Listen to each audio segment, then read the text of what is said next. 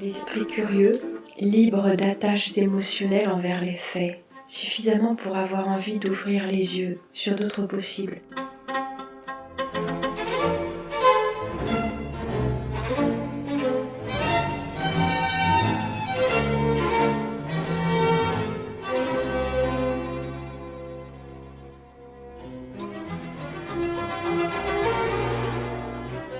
Eh bien, nous voilà presque 1 an plus tard, dans ce jardin complètement sec, avec Caro. Ah, Caro, ta copine l'a fresquée? Ouais, on peut dire ça comme ça. Alors, tu n'es pas fresqueuse, mais tu es bel et bien fresquée. Et pour ceux qui ne savent pas de quoi nous parlons, je vous conseille d'écouter l'interview avec Caro, qui n'est pas piquée des vers. Et on va faire une petite mise à jour, parce qu'il faut mettre à jour les humains régulièrement, manifestement. Et d'ailleurs, à propos de fresques, du climat et tout ça, ce que tu vas nous raconter aujourd'hui va un petit peu nous ramener un petit peu en douceur à ce dont on avait parlé, hein, parce que là, il y a avant et après la fresque du climat, après avoir participé à ce rituel d'entreprise. Et on va voir en quoi ça consiste, enfin en quoi peuvent consister certains des changements qui sont intervenus chez tes collègues ou dans l'entreprise ou dans les mentalités. On va parler de 3 choses. Oui, parce qu'on a parlé un petit peu, ouais, je sais, ça te stresse à mort de devoir parler devant ce micro un peu impersonnel, mais je crois que ce sera quand même très intéressant pour tout le monde. Déjà, ton entreprise reçoit régulièrement des invités, c'est ça ? Oui, oui. Alors ça se passe comment ? Il y a une salle pour ça ? Oui. Oui, en fait, on est sur site, on est presque 1000 personnes. Et donc, on a quand même des locaux qui sont adaptés. Et on a en interne une salle de conférence pour réunir les employés quand il y a besoin de faire des présentations, etc. Et l'entreprise profite de cette salle aussi pour organiser des conférences et faire venir des intervenants extérieurs sur différents sujets qui peuvent être de près ou de loin liés à l'activité. Mais ça peut être de loin, voire de très loin. D'accord. C'est peut-être même des copains, même si ça n'a rien à voir avec... Et moi, la question qui me brûlait les lèvres, mais depuis longtemps en fait, c'est pendant tes heures de travail ou après ? Ouais, c'est pendant la journée et ces conférences en général, elles sont organisées sur... alors ça dépend, mais la pause du déjeuner en général vers 12h30, 14h. Et puis certaines autres qui sont plus proches de l'activité de l'entreprise peuvent être organisées sur les horaires de travail, oui. D'accord, donc tu déjeunes pas quand tu assistes à... Ouais, ou déjeuner en une demi-heure. D'accord. Après qu'on se soit vu, tu m'avais envoyé comme ça des petites photos. Dis-nous qui est venu dans votre entreprise ? C'était quand ? C'était à l'automne, ça ? Ouais, je sais dans l'hiver peut-être. Oui, peut-être fin 2023, je sais plus. Alors qui est venu vous faire une conférence ? Ouais, alors c'était Et déjà quel était le thème ? Ouais. Donc c'était lié au sujet là sur lequel l'entreprise avance, qui est le sujet de la diversité. Et donc ils ont fait venir Claudie Aigneret, qui est la première femme astronaute à être allée dans l'espace. Pour de vrai, donc. Pour de vrai. Elle est allée dans l'espace, voyons. Pour de vrai, une femme, c'était ça ma question. Je te taquine. Tellement de mensonges, j'en sais plus après. Ouais, c'est ça, le mensonge, hein, les gars. Voilà, et donc le sujet, c'était de promouvoir cette femme qui avait un parcours universitaire et professionnel incroyable. Incroyable, ouais, incroyable, exactement. Ouais. Pour montrer que, en tant que femme, c'est possible d'aller loin, quoi. En tant que femme, donc il y avait un petit effet féministe, là. Oui. Ah oui, effectivement. Donc en fait, la conférence, elle était tournée comme ça, et en fait, elle présentait comment elle, en tant que femme, elle a eu des difficultés, enfin, ses doutes, ses questionnements, ce qui a fait qu'elle se sentait à l'aise ou pas à avancer dans son parcours. Elle a aussi pas mal parlé du syndrome de l'imposteur, en disant mais j'ai des diplômes parce que je suis docteur, mais je me sens pas légitime pour rentrer à l'ESA, et du coup, j'ai fait un autre master pour pouvoir. L'ESA, c'est l'agence spatiale européenne. Voilà, c'est ça. D'accord. C'est ça. Parce que par hasard, en fait, un jour, alors je sais plus, je me souviens pas bien de tout dans la conférence, mais elle nous raconte que elle passe dans les locaux de je sais plus quoi, et puis elle voit une affiche de recrutement en disant nous cherchons, l'ESA recherche des scientifiques, des je sais plus quoi, enfin bon, bref, et elle tombe dessus, et elle se dit ah non mais c'est pas pour moi, oui mais j'aimerais bien quand même parce que de tout temps j'avais ce rêve de l'espace, ouais voilà, et d'ailleurs mon film préféré c'est 2001 l'Odyssée de l'espace, donc pas le Magicien d'Oz. non, c'était pas le Magicien d'Oz. Voilà, et donc elle se dit j'aimerais bien postuler, mais en tant que je sais plus, elle est docteur en médecine ou je sais plus quoi, quelque chose comme ça, je me sens pas légitime. Donc j'ai passé un double diplôme, un master en physique ou chimie ou je sais plus quoi. Pour répondre à cette annonce. Pour répondre à cette annonce parce que. Mais un double, ça se fait quand même pas du jour au lendemain. Qu'est-ce que c'est que... Voilà, donc je sais plus comment elle a fait ça, mais elle est. Alors oui, je sais plus dans quel ordre. Si elle a quand même postulé et puis en parallèle, oui, je crois que c'est ça, elle a postulé et en parallèle parce que c'est une femme, une battante, elle a mené ses études là, son double diplôme, pour se sentir un peu plus à l'aise et solide face à ces messieurs qui eux n'ont pas de problème de confiance en eux. Voilà. Toi, tu trouves que c'est vrai que les hommes n'ont pas de problème de confiance en eux à titre personnel? Franchement. Ouais, je crois qu'on a répondu. Mais je me souviens d'un truc, ce que tu m'avais envoyé, le titre de la conférence, tu te souviens? Non, je me souviens même plus. Les femmes doivent oser. Ah ouais. Ouais, Magicien d'Oz, hein. Ose, qui ose déranger, ose. Alors, c'était aussi une présentation avec des images, des trucs comme ça, non? Oui, en fait, elle avait préparé une présentation PowerPoint.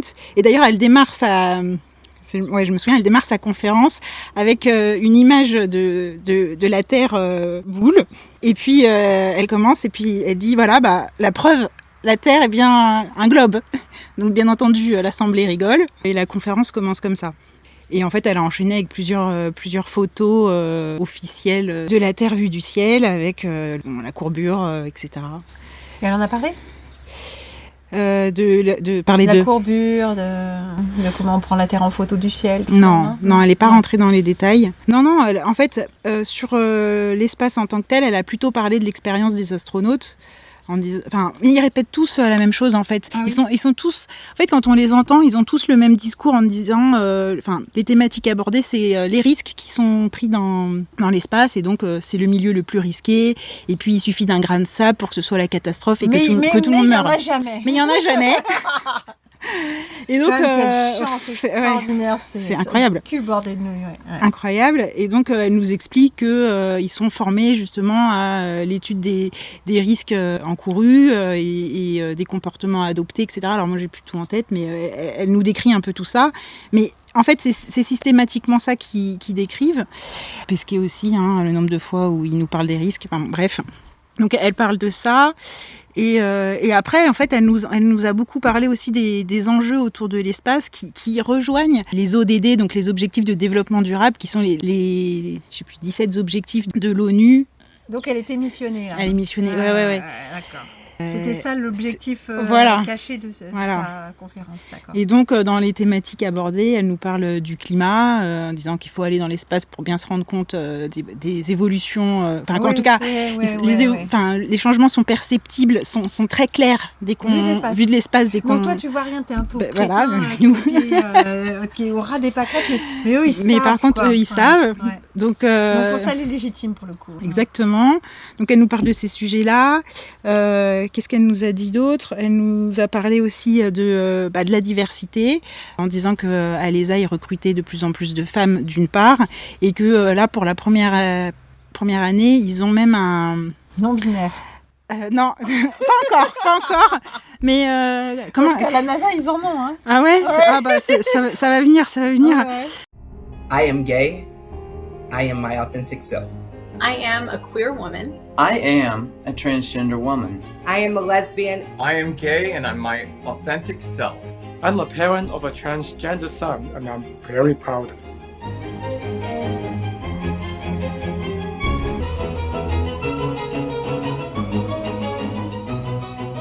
I knew I wanted to be in science ever since I was a little kid. I felt that it was really important to be my most authentic self.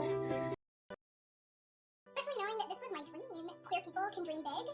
Queer people can dream big. Every person, every kid, if they can see themselves, the astronauts that we send out in space, but also the teams that make that possible, then we're doing our job. We're doing incredibly difficult and complicated things. We want people that look at things from a different perspective that can bring us, new ways of solving problems. And I can do my job. They Except me 100%, we're all together, so you exude the love that you have to your authentic self. There's someone in the world struggling like you who needs to see someone like you to keep going. I am non-binary, I am gay, I use they, them. There was one instance where I was participating in a candidate lunch, and they actually also use they, them pronouns. And it just felt really nice to see someone else in the room using those pronouns, and I made sure to introduce myself with my pronouns so that they could is to explore outer space and to uncover the mysteries of the solar system as a daily matter. That's what we do each day. I feel hopeful for the future because of the education that's out there and employee resource groups that NASA has established. I am my true self. In love with my wife. And if we can be ourselves, our differences, because that's what makes us special. It's really important that we can show that visibility is safe, and that you can absolutely be a part of the team and loved and valued for who you are. It's never too late.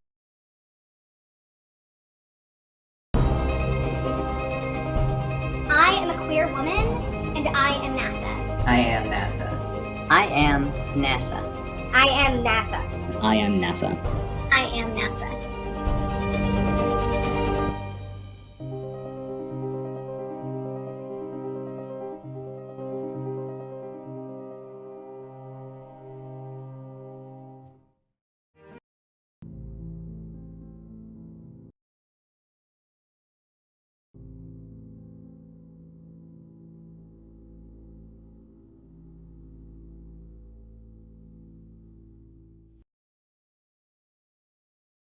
La NASA, ils en ont, hein. Ah ouais, Ah bah ça va venir, ça va venir. Ouais. Non, c'est les, je crois que c'est comme les Paralympiques, là ils les appellent les parastronautes ou je sais plus, un truc comme ça.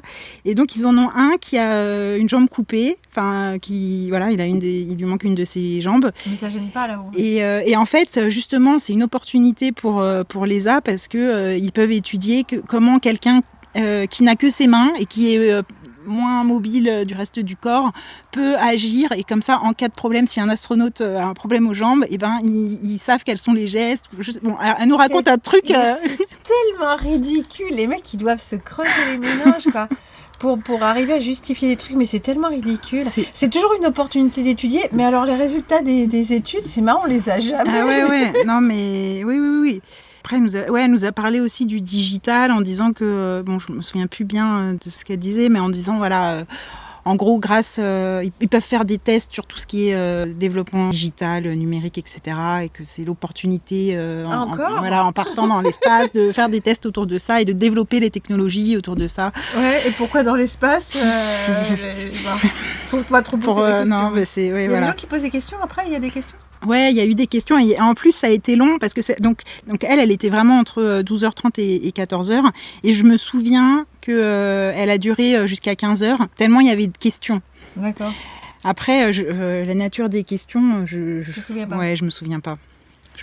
Bon bah laissons-la là, laissons-la à son espace.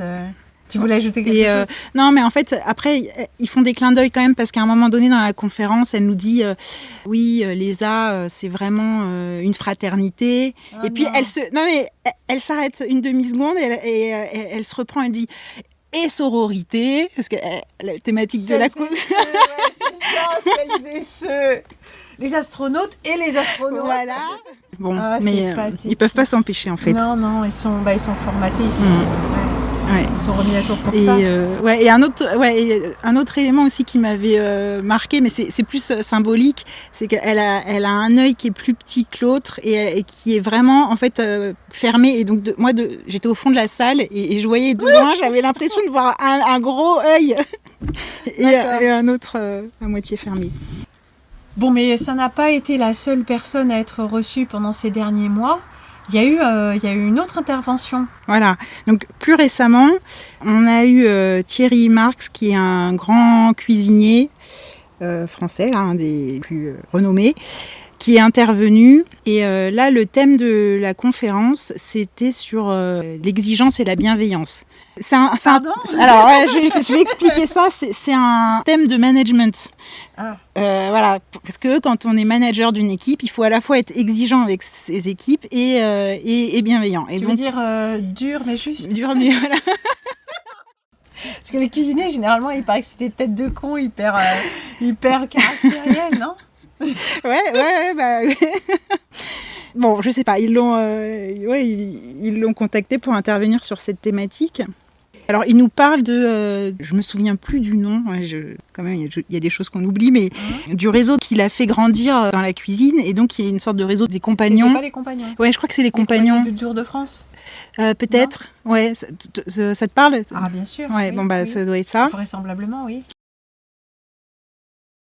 Et sa première image, c'est il démarre sa conférence, donc toujours avec un PowerPoint en arrière-fond là.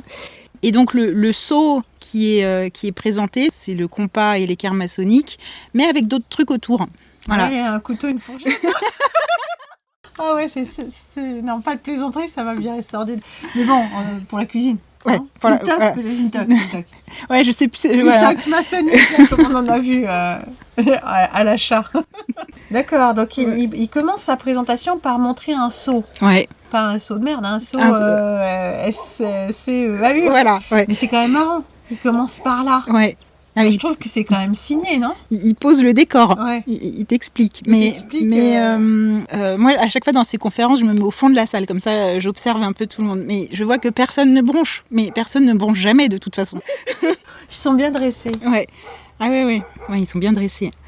Donc Thierry Marx nous explique que lui, je sais plus, il a grandi dans le nord de Paris, ou je sais plus, Saint-Denis, ou bon, bref, les quartiers compliqués. Il vient des bas-fonds, mais il s'est battu parce que la passion, etc. Ouais, c'est toujours des gens très méritants. Hein, c'est toujours des gens très méritants qui n'avaient rien à la base, mais qui ont tout à la fin, quoi.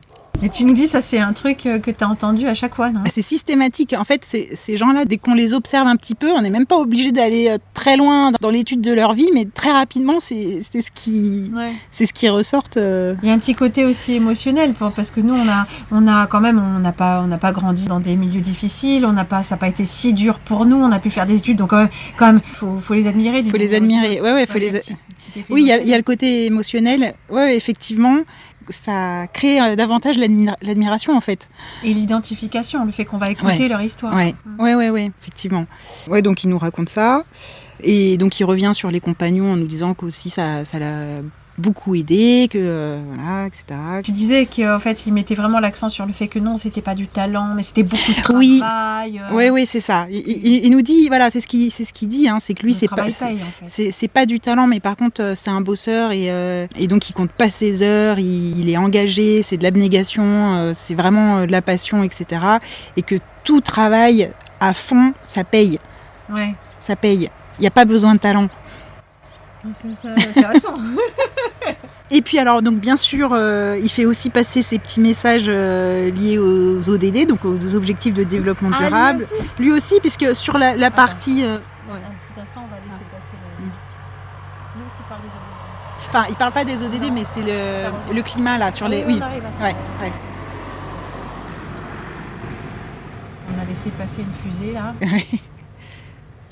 Donc oui, on parlait des objectifs du développement durable, donc, à quel propos il venait parler de ça lui aussi. Alors voilà, pas de façon frontale et de façon explicite, mais... C'est ça. Il était missionné aussi. Il est missionné, donc il vient nous parler des enjeux climatiques, de tous ces sujets-là, et donc il nous explique qu'en tant que cuisinier, il a aussi un rôle à jouer en fait, et que lui, ce qu'il peut faire à son niveau, c'est réfléchir à des recettes, de la cuisine qui se fait avec le moins d'eau possible, avec des ingrédients. Attends, avec le moins d'eau possible. EAU. D'accord. Il est question de cuisiner sans eau. Voilà, de cuisiner sans eau. C'est quand même intéressant. Parce que c'est pas la première chose qui me serait venue à l'esprit.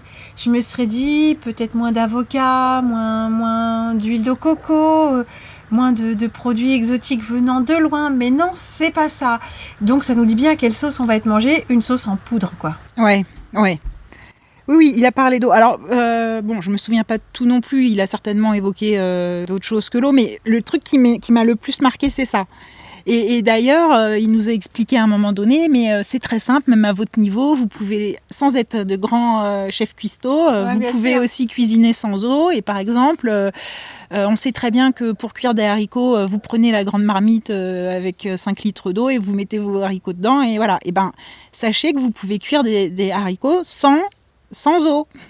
Vous les faites ou avec un fond d'eau, voilà, vous n'avez pas besoin de mettre 5 litres. Ceci dit, quand tu m'as raconté ça tout à l'heure, je me suis dit, oui, évidemment, puis c'est du bon sens. Déjà, quand on n'a pas l'eau courante ou quoi, on ne fait pas cuire des pâtes dans 5 litres d'eau, on les fait par absorption complète, comme faisait ma mère, dans de la sauce. Et puis pour les haricots, tout ça, moi j'ai appris, mais pas quand j'étais enfant et pas avec ma mère, à faire cuire à l'étouffée avec un petit fond d'eau. Oui. Et ça, j'allais dire, c'est du bon sens. C'est du bon sens. Ce qui est pas du bon sens, c'est de mettre 5 litres d'eau. Mais ce qui me dérange, c'est le fait que, on sait que tout ça est bidon, et qu'on va venir de façon extrêmement intrusive te dire comment il ne faut pas prendre 5 litres d'eau, alors qu'en fait, on va expliquer ça à des gens qui sont des citadins et tout ça, alors que tout a été fait pour gaspiller l'eau, enfin utiliser beaucoup d'eau, notamment les toilettes à eau. Alors, tu as 10 litres d'eau quand tu fais un pissou, mais faudrait une demi-tasse quand tu fais des haricots. Est-ce qu'on se fout pas de ta gueule, quoi ? Je crois pas, hein. Non, je pense que... Mais en fait, c'est aussi l'absurdité de l'exemple qu'il donne Enfin, on voit qu'il y a... Enfin, tout ça, c'est... On voit qu'il se fout de notre gueule. Mais oui. On voit que le mec, il est là pour faire passer des messages, comme la Claudie, et qui se sont vrillés les boyaux du cerveau pour dire... Comment on va faire le lien entre ça et ça ? Un petit peu comme les trucs avec Atali qui doit me caser Pierre Noir. Elle, il faut qu'elle case ODD et des trucs comme ça. Donc, vas-y, démerde-toi, quoi. Non, mais bon, on va t'aider, on va t'envoyer une rédactrice de chez nous, tu vois. Une sœur. Une sœur ou un frère, tu sais, un frère 3 points qui va t'aider à rédiger ton discours. Il va te faire ton PowerPoint aussi. Ton Power 3 points. Mais t'avais encore une anecdote, si t'as fini pour celle-là, mais t'avais encore une anecdote, puisque ça va nous rappeler d'un peu l'espace d'ailleurs. J'avais une anecdote. Oui. Enfin, je sais pas exactement, mais il est pas juste le cuisinier des haricots verts. Ah oui. Non, mais comment j'ai pu passer ? Oui, comment j'ai pu oublier ? Oui, parce qu'en fait, donc il nous explique également que il a travaillé étroitement avec Thomas Pesquet pour créer les menus pour l'espace. Pas des haricots secs parce que dans l'espace ça va pas le faire. Mais tout est desséché par contre. C'est toujours une question d'eau parce que tout ce qu'il fait c'est sans eau pour que ce soit le moins lourd possible et que ça puisse être embarqué dans le... Et après... La bouffe, elle a pas d'eau, mais à côté, ils ont quelques bouteilles. Ah, c'est con. Monsieur Mars d'ailleurs, sur Mars, comment vous réhydrater la bouffe desséchée dans l'espace ? Bon, bref, un peu de sérieux, quoi. Donc, il a travaillé sur les menus de Thomas Pesquet. De Thomas Pesquet, oui. Il a détaillé un peu je sais plus, je me souviens plus. Il y avait de la viande ou... Je sais plus, franchement, je sais plus. Je sais pas s'il est. Ouais. On fait un effort. Ouais. C'est de la cuisine française ou c'était diététique ? Non, ça ne dit rien. Non, mais il n'est pas rentré dans le détail des menus. C'est dommage, hein. On aurait aimé savoir.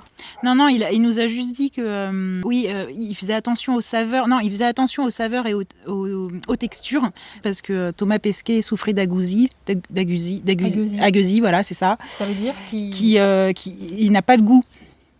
Alors Thomas Pesquet n'a pas de goût. C'est pas un des symptômes du Covid, ça, hein ? Non.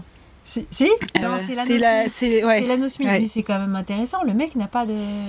Voilà. Et du coup, il fait attention aux textures pour que ça soit sympa quand même. Que ce soit sympa quand même. Voilà, il nous a expliqué ça.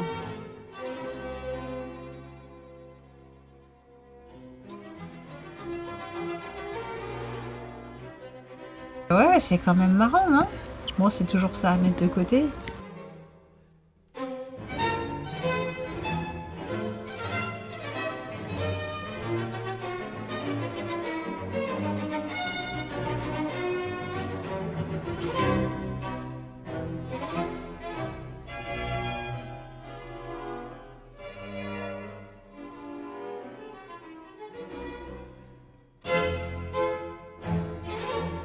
Bon, ben merci. Merci, j'allais dire. Merci à Thierry Marx et à Claudie Aigneret. On a fini avec ces personnages en service commandé. Et tu voulais nous dire quelque chose quand même, parce que entre la fraternité, sororité et puis tous les petits objectifs du développement durable qu'ils arrivent à caser dans leur présentation, et le sceau de Salomon, j'allais dire le sceau des compagnons, tout ça, ces personnages-là, ils n'arrivent pas par hasard quand même pour donner des conférences dans ta boîte. Non, ils sont invités par... je sais pas comment ils sont... Enfin... Non, tu sais pas comment officiellement ils sont invités par leurs frères, vraisemblablement. Mais ils sont invités, oui, certainement par leurs frères. C'est du copinage fraternel. Et après, de toute façon, moi, je sais qu'à côté de ma boîte, là, il y a une loge maçonnique. Je sais pas laquelle. Voilà, je ne sais pas laquelle. Je ne sais pas qui dans l'entreprise en fait partie. Mais tu sais qu'il y en a. Mais je sais qu'il y en a parce que l'info, elle circule en interne qu'il y a des francs-maçons. La parole circule. Voilà. C'est assez fraternel ton entreprise. Est-ce que c'est sororernel? Ils essayent puisqu'ils travaillent sur la diversité. Ils essayent. Je disais qu'on allait parler de 3 choses. En fait, on a parlé de ces 2 intervenants. C'est 2 choses, mais c'est un petit peu le même thème. Et puis, la question qu'on pourrait se poser à tous les uns les autres et qu'on se pose quand même assez souvent quand on se rencontre. Comment est-ce que toi, tu en es arrivé à douter et à remettre en question la vision du monde qui était celle que tu as eue à l'école ou de tes parents, ou tout ça. Comment ça s'est passé pour toi ? En fait, moi, c'est le Covid qui m'a réveillée. Et plus particulièrement, ce qui m'a fait l'électrochoc et qui a fait qu'à un moment donné, j'ai pas eu le choix de creuser davantage, c'est les annonces de Macron autour de la mise en place du pass sanitaire en juillet 2021. En juillet 2021. En fait, ça a été le moment charnière où avant ça, quand le Covid a démarré, je voyais bien que c'était une supercherie, que mettre des masques, c'était absurde. Ils nous demandaient aussi, là, les consignes, c'était de faire les courses, les laisser 24 heures, 48 heures dehors, le temps que ça se décontamine, et puis de laver les courses une fois que tu rentrais. Donc, tous ces trucs-là, je voyais bien que c'était une farce, mais dans ma tête, je me disais, mais le gouvernement, ils font vraiment n'importe quoi, c'est pour dire qu'ils font quelque chose, quoi. Et je voyais tout le monde en même temps qui courait à fond dans ces mesures-là. Donc, mais j'en rigolais plus qu'autre. Enfin, j'en rigolais. En tout cas, je le prenais avec un peu de distance. À ce moment-là, c'était pas encore suffisamment intrusif dans ma vie pour que ça me fasse vraiment un choc et que ça me force à aller plus loin. Mais par contre, au moment où ils ont mis en place le pass sanitaire, là, ça a commencé à être très intrusif dans ma vie, puisque habitant sur Paris, quand on est sur Paris, parce que les apparts sont petits, etc., on passe notre vie dehors, dans les cafés, dans les bars, dans les restaurants, à sortir. Et donc, dans tous ces lieux-là, du jour au lendemain, ça devient juste impossible. Et puis, je voyais aussi que mon entourage amical, ils étaient déjà tous soit vaccinés, soit en cours, soit complètement à fond pour aller faire le vaccin. Et ça a été aussi une pression qui est devenue énorme pour moi parce que je me suis rendu compte que là, c'était à ce moment-là où je devais faire le choix, que je devais sortir du bois et commencer à expliquer à tout le monde que non, malgré tout ça, j'allais m'isoler socialement. Et là, on commence à imposer, à vraiment expliquer qu'on est radical dans ce qu'on fait. Voilà.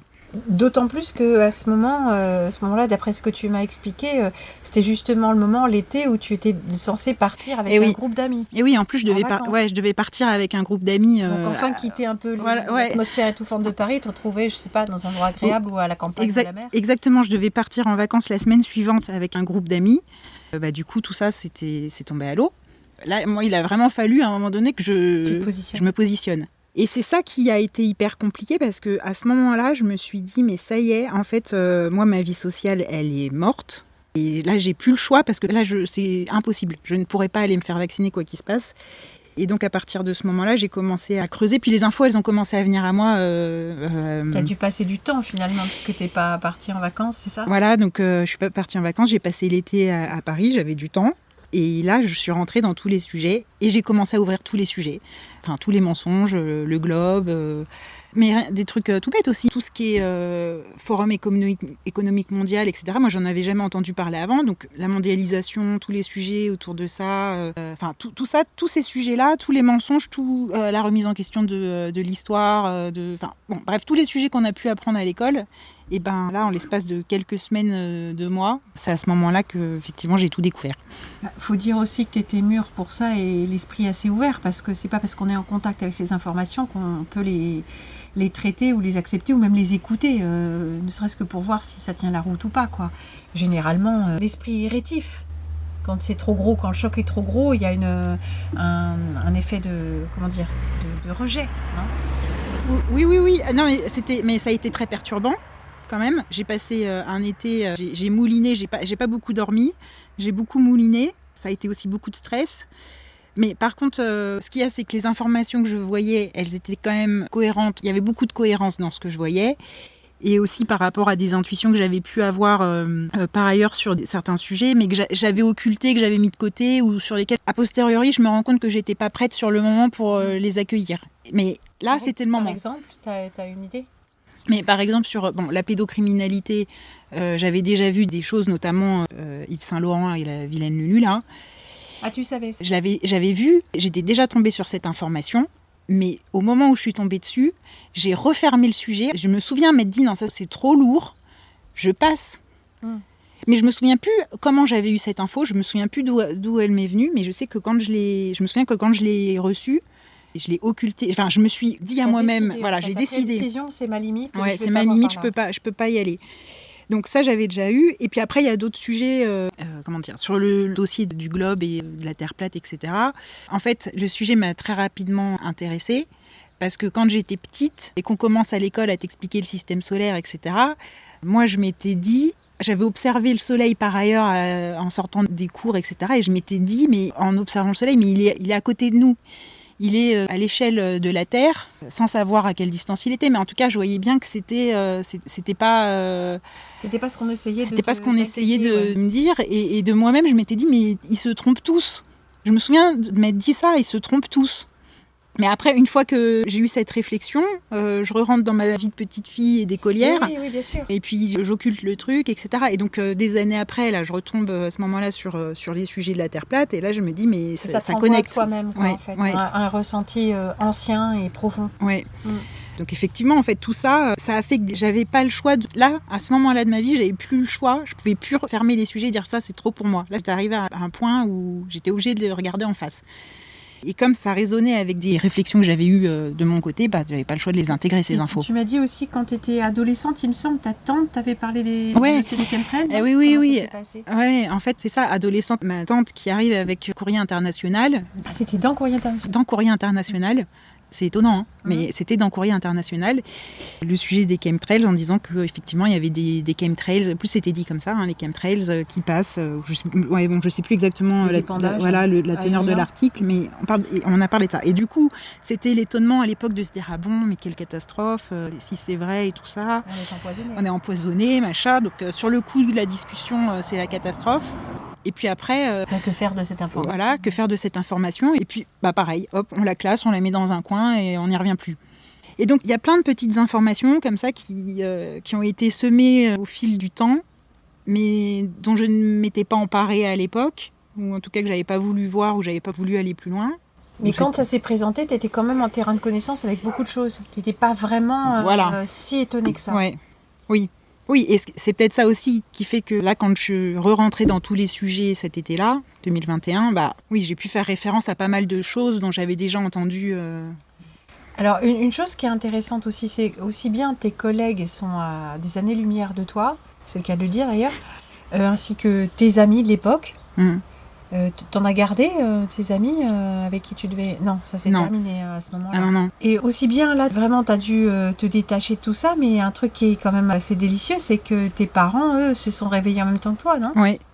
Alors raconte-nous un peu. Tu vis pas dans la même ville que tes parents, vous êtes loin géographiquement. Oui, mes parents sont dans le sud de la France, et effectivement, en fait, de tout temps, Ma mère, elle nous a toujours élevés avec les principes de manger bio, de la médecine naturelle, etc. Donc on était déjà, elle avait fait un pas de côté quand même. Voilà, il y avait quand même un pas de côté qui avait été fait. Dans la famille, on avait tous ces principes de vie-là. C'est vraiment la vaccination obligatoire qui nous a tous poussés un peu dans nos retranchements et qui nous a c'était pas acceptable. Voilà, ça allait à l'encontre de ce que vous pratiquez et des raisons pour lesquelles vous le pratiquez. Oui. Et ce qui fait qu'à partir de ce moment-là, ça nous a tous forcés. Enfin, tous forcés, oui et non, parce que ma sœur, elle a pris le sujet d'un peu plus loin. Donc, elle s'est juste positionnée en non, mais elle n'a pas eu ce besoin d'aller creuser tout un tas de sujets. Elle est juste restée sur son non et elle ne s'est pas faite vacciner. Et ma mère, particulièrement, elle a réagi comme moi, où elle a eu besoin aussi d'aller chercher de l'information. Et aussi, on s'est entraînés l'une l'autre. C'est ce que j'allais dire. Vous vous êtes échangé des informations Ah oui. Ouais. Vous êtes soutenus? Ah oui, et je pense que ma mère, c'est la personne avec qui j'ai le plus échangé sur cette période-là, parce qu'en fait, on se comprenait et surtout, on avançait au même rythme sur différents sujets. Et en plus, elle était capable d'aller aussi loin que moi sur les sujets sur lesquels on discutait. La remise pas de barrière mentale. Non, voilà. Aussi bien l'une que l'autre. Et ton père? Et mon père, il a quand même des barrières mentales. Et il y a quand même beaucoup de sujets sur lesquels il bloque. Le côté ésotérique, il y va pas trop. Pour lui, le système politique est un système politique qui est défaillant, mais ça reste un système humain, voilà. Mis en place par des humains. Voilà, ouais, exactement. Ouais, c'est ça. Et donc, en fait, sa barrière, elle est là. Donc, tous les sujets qui vont sur ce terrain-là, de toute façon, ils bloquent. Ils bloquent, d'accord. Mais vous vous êtes soutenus. Mais on s'est quand même soutenus, oui. Bien, magnifique. C'est une question qu'on a envie de poser un peu à tout le monde. En général, on arrive assez vite à en parler. C'est comme si on avait besoin d'en parler aussi, de se repositionner. Comment, puisqu'on a basculé de monde là, je crois qu'on voit très nettement. Comment est-ce que nous on a basculé de monde? À quel moment ça s'est fait? Est-ce qu'on était un peu en avance? Est-ce qu'on était un peu en retard? Les gens qui se sont réveillés en 2020, pour moi, sont pas du tout en retard. Ils ont attendu le dernier moment, mais comment dire? Les connaissances, ou les connaissances intuitives s'étaient accumulées. De façon à ce que les yeux s'ouvrent en 2020. Les gens dont les yeux ne sont pas ouverts sont en retard d'un monde. Bref, en fait, peut-être que ceux qui ont fait le chemin en amont ont rendu toute une part d'information possible pour ceux qui la voulaient à ce moment-là. Et intelligible. Et effectivement, en fait, on a envie de comprendre comment ça se fait, à quel moment un tel ou un tel s'est réveillé. Mais c'est aussi pour comprendre comment ça se fait que certaines personnes se réveillent et d'autres non. Quand bien même les informations, elles sont disponibles de la même façon pour tous. Et puis aussi, moi, je me rends compte que sur les réseaux résistants parisiens, tout le monde n'est pas au même niveau non plus. C'est-à-dire qu'il y a des blocages sur certains sujets pour certains, et puis d'autres qui sont beaucoup plus ouverts à entendre. Même maintenant, il y a encore des différences entre les personnes. Et du coup, c'est aussi la question de comment ça se fait, comment s'est chacun réveillé, et quel a été le déclic, et qu'est-ce qui fait qu'on bloque, que certaines personnes bloquent ou pas, c'est très mystérieux. Il y a quand même ce petit effet de sommes-nous tous des humains et sommes-nous tous vraiment vivants, conscients, j'allais dire. Et pour terminer, si tu veux bien, une petite anecdote à propos de conscience. Tu m'avais parlé de... Attends, c'était à propos de quoi dans ton entreprise? Parce que c'est humoristique, le gars qui en quoi il est plus conscient. Parce que c'est un gars qui a été fresqué comme toi.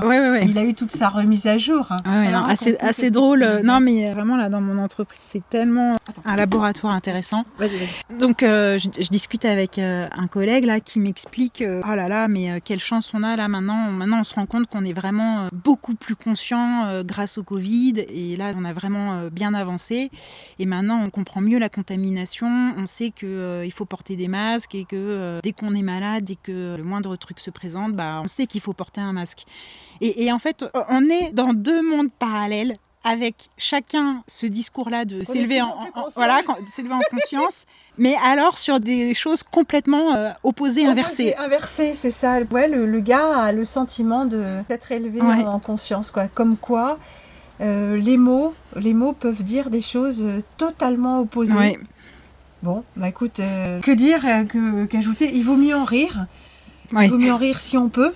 En attendant que ces gens-là soient de nouveau les leviers de notre oppression, parce que serviteurs du système. Donc en attendant, aimons-les comme ils sont. Aimons-nous les uns les autres, et advienne que pourra. Merci Caro pour cette petite entrevue. Merci à toi. Merci.